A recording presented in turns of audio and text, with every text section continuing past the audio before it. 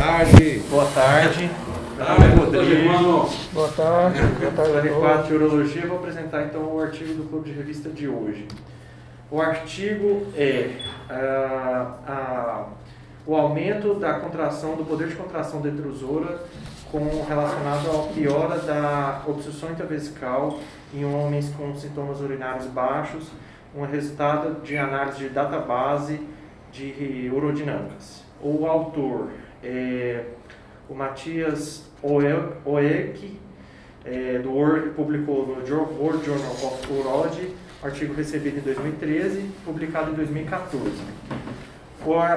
Esse trabalho ele quis avaliar então a relação entre a obstrução intravesical e o fator de Watt, ou o índice de contratividade vesical em amostras de homens não selecionados com LUTS, comparado aos resultados obtidos com dados publicados em estudos em modelo animal, e propõe um valor desse fator Watt e do índice de contratividade vesical para o diagnóstico de hipocontratilidade detrusora. A hipótese a ser testada é investigar se esse valor do fator do Watt menor que 7, na verdade, ou um índice de contratilidade detrusora menor que 100 pode ser utilizados como critérios de diagnóstico de hipocontratilidade detrusora. Os pacientes selecionados então foram homens com idade maior ou igual a 40 anos, não selecionados, virgens de tratamento, com LUTS não complicado e hipótese sugerida de HPB, avaliados no Departamento de Urologia de Hannover Medical School, na Alemanha. Foram selecionados pacientes de abril de 93 até novembro de 2003, ou seja, pouco mais de 10 anos aí de dados. É interessante, né? Só interrompendo, né, Rodrigo? É que assim, ele termina o dataset dele em novembro de 2003 e o negócio é publicado em... 10 anos depois. É publicado em 2013, 2014, na verdade. Né? 10 anos depois. 10 anos depois, foi um longo tempo de análise. Segmento. Um longo tempo. E aí? Continua. Aí no terceiro slide, que já os critérios de exclusão, ele excluiu todos os pacientes com complicações de trato urinário superior ou inferior decorrente de obstrução intravesical, por exemplo, cistolites, divertículos vesicais ou retenção urinária, pacientes com LUTS após cirurgia pélvica ou de trato urinário inferior, pacientes submetidos à radioterapia, doenças neurológicas, infecções de trato urinário, incluindo prostatite, estenoses uretrais, história de câncer de bexiga, história de câncer de próstata, e para isso ele avaliou o PSA. Foram excluídos pacientes com PSA maior que 10, entre 4 ou 10 com biópsia positiva ou com um nódulo palpável ao toque retal, e pacientes com ureterolitise distal. Ele excluiu também pacientes que estavam em uso de alfa-bloqueadores ou antimuscarínicos nas últimas 4 semanas ou inibidores da 5-alfa-redutase nos últimos 6 meses. Então, a avaliação dele, a primeira consulta, ele fez uma anamnese bem direcionada a sintomas de LUTS, colheu uma amostra de sangue para dosar um PSA, exame físico incluindo o toque retal, a avaliação prostática, ultrassom de aparelho urinário e próstata. Ele preencheu o IPSS, realizou uma urofluxometria livre que tinha que ter pelo menos um volume urinado maior que 125 ml e aferiu o resíduo pós-miccional com ultrassom. E aí, esses pacientes eles eram reavaliados em 1 a 3 semanas, fazendo uma nova urofluxometria com o resíduo pós-miccional aferido por cateterização vesical, e então, no mesmo momento, o estudo urodinâmico. Nesse estudo urodinâmico, eles faziam 2 estudos no mesmo momento. Eles usaram um cateter vesical de 6 frentes, duplo lumen, e um cateter retal de 10 frentes, monolumen. A cistometria foi feita na posição que o paciente assim, achava que era melhor, mais confortável, soro fisiológico a 37 graus Celsius, numa velocidade de infusão de 25 a 50 ml minuto, até o primeiro forte desejo miccional. Na micção, os pacientes eles escolhiam a posição de micção habitual, ou seja, ou ortostase ou sentado, com a aferição medição dos parâmetros, pressão fluxo. Então, da análise, os parâmetros que ele analisou nesse trabalho foi a urofluxometria inicial, e dentro da urofluxometria ele pegou o maior Q máximo e o menor RPM, menor resíduo pós-miccional. Ele calculou também a eficiência miccional. A eficiência miccional é calculada por uma razão, volume urinado sobre volume urinado mais o resíduo pós-miccional sobre 100. Volume total. Isso. Porcentagem por minuto. Ele graduou os pacientes conforme o nomograma de Schaffer em 0, e aí ele dividiu em dois grupos, 0 e 1 não obstruídos e de 2 a 6 obstruídos. O 2 ele colocou que eram pacientes indeterminados, mas ele decidiu colocar no grupo dos obstruídos porque geralmente o ultrassom desses pacientes já mostra um espessamento da parede vesical. Okay. E aí ele colocou no grupo obstruído. Ele calculou também o índice de contratilidade vesical, mostraria o poder de contração do detrusor, e o fator Watt, o máximo fator Watt, também que mostra o poder de contração do detrusor. Na análise estatística, ele calculou as medianas e os percentis.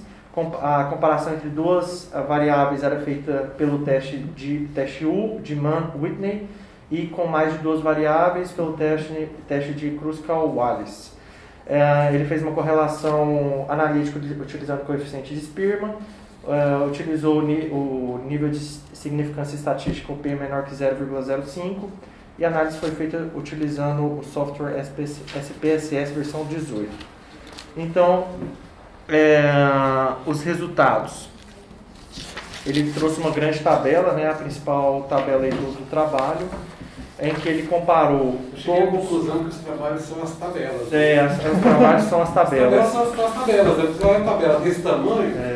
assusta, mas... amedrontadora. É interessante. Mas é uma única tabela, e é uma tabela que ele analisou. Ele tem um outro gráfico, uma outra análise, mas assim, essa é a mais importante. Mas olha os N's, né? Ele tem bastante pacientes nas categorias. O N total foi de 786 pacientes, e aí entre os dois grupos, na graduação entre o Schaffer, somando Schaffer 0 e 1, foi de 324, e de 2 a 6 foi de 462. 462 representando 58% da amostra. E aí em quase todos, ele fez as análises comparando cada uma das graduações, e ele praticamente todas as análises ele teve uma diferença estatisticamente significante, exceto na comparação do resultado do IPSS. É isso que eu estava olhando. Exceto. Só foi importante aqui, ó.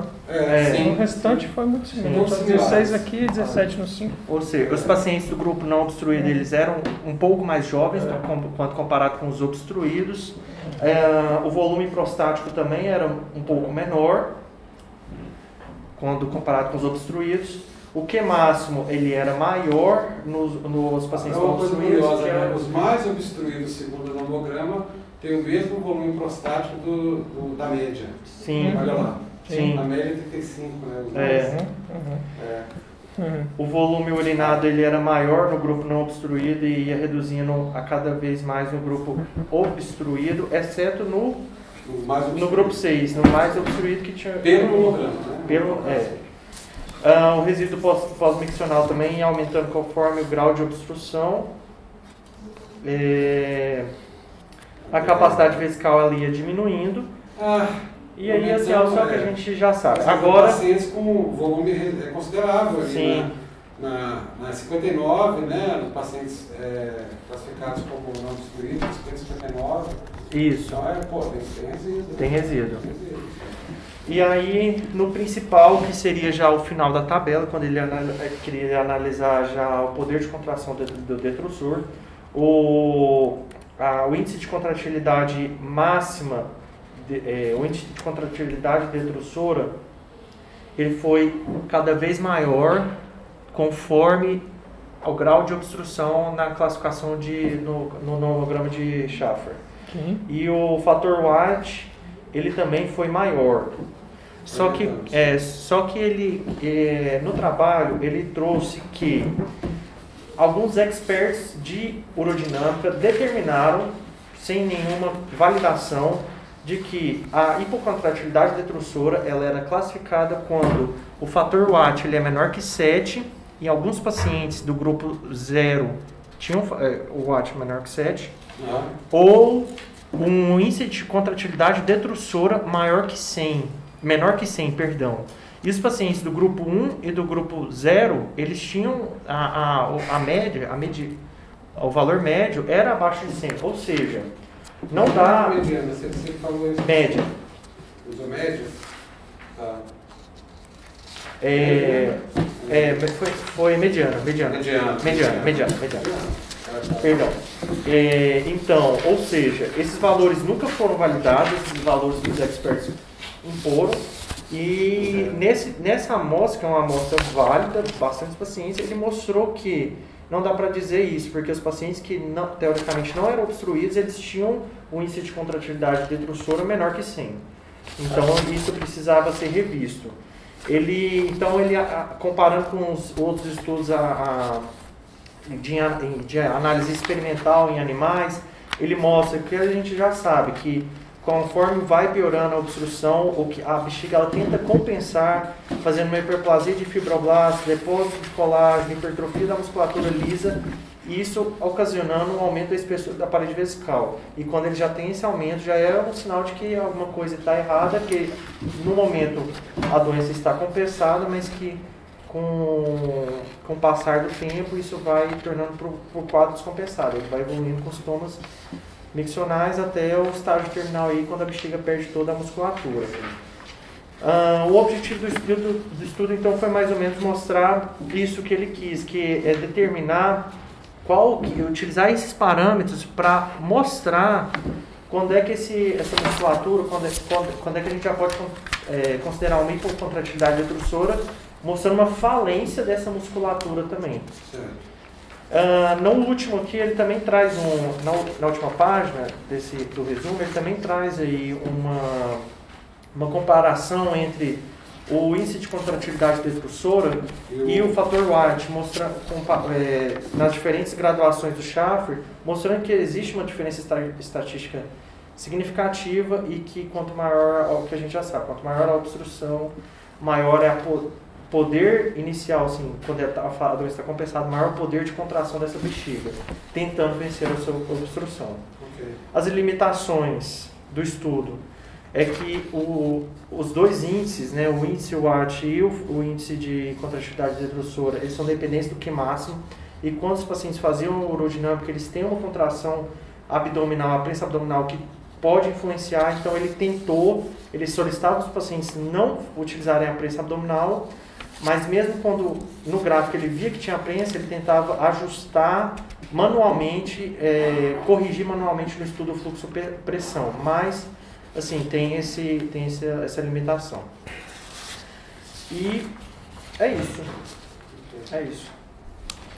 Esse é o último. Você achou da qualidade do trabalho? Achei que foi um trabalho muito bom, achei muito legal. Diferentes segmentos, né? Sim.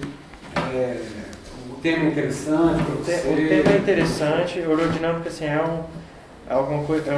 um tema difícil, acho que é a princípio difícil de entender, mas você sempre está aprendendo alguma coisa, sempre está descobrindo, acho que sempre tem alguma coisa nova. Eu achei interessante o trabalho, a forma como ele fez. Não olha para mim não. Achei interessante como ele conduziu isso.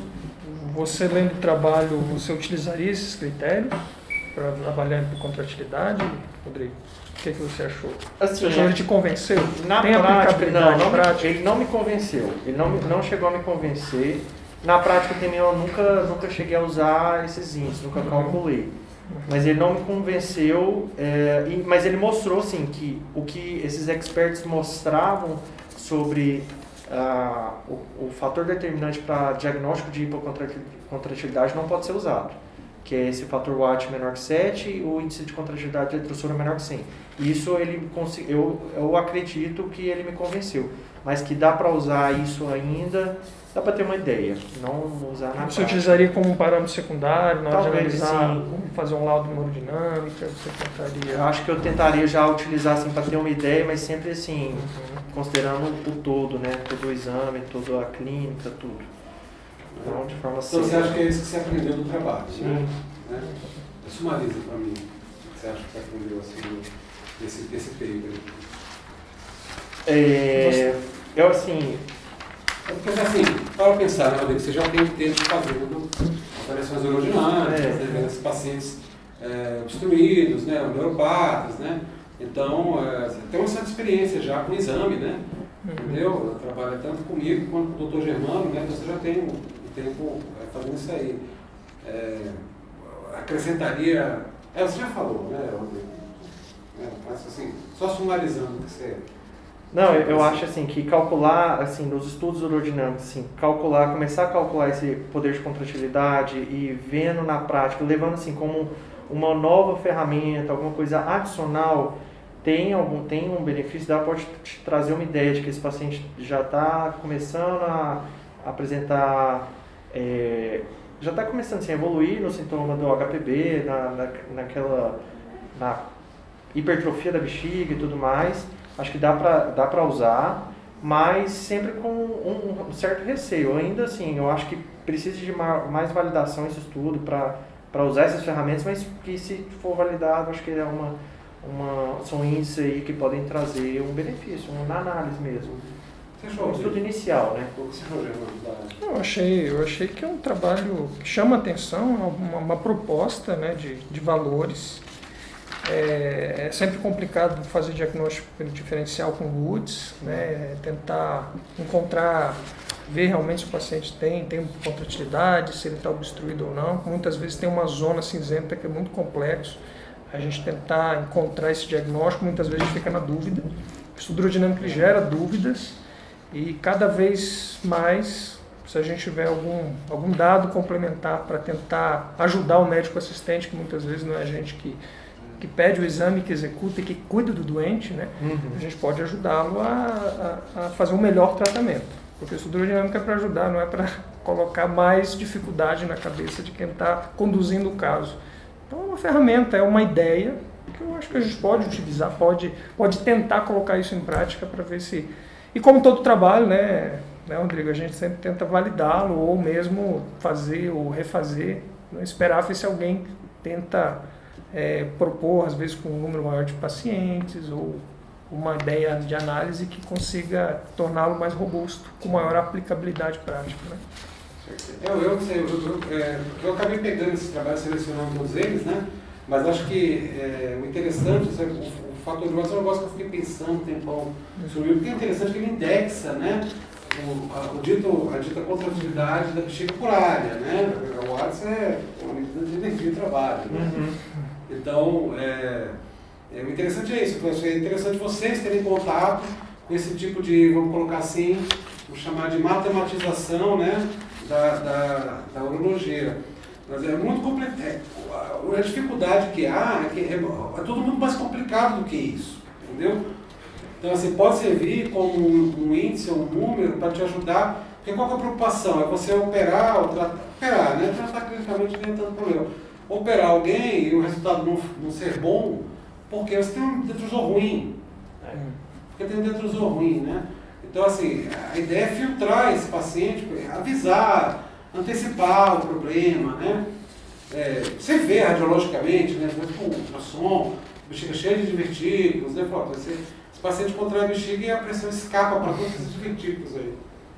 Né?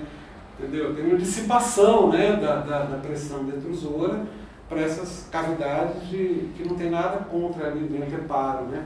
Então assim, mas às vezes não tem isso, né? Mas você imagina, né, um senhor mais idoso, mais frágil clinicamente, mais tempo obstruído, que o detrusor não se alterou tanto, talvez, até porque talvez ele não tenha essa capacidade de hipertrofia, né? Porque ele é mais velho, né? Os telômeros estão bem pequenininhos, né?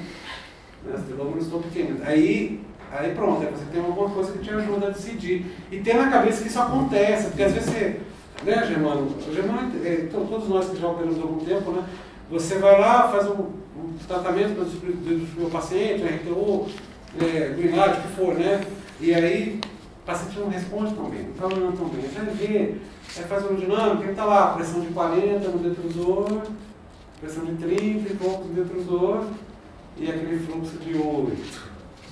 Aí falar, olha, não era, assim, desobstruiu, talvez tenha melhorado a condição clínica dele, mas o resultado não é brilhante. Não é brilhante.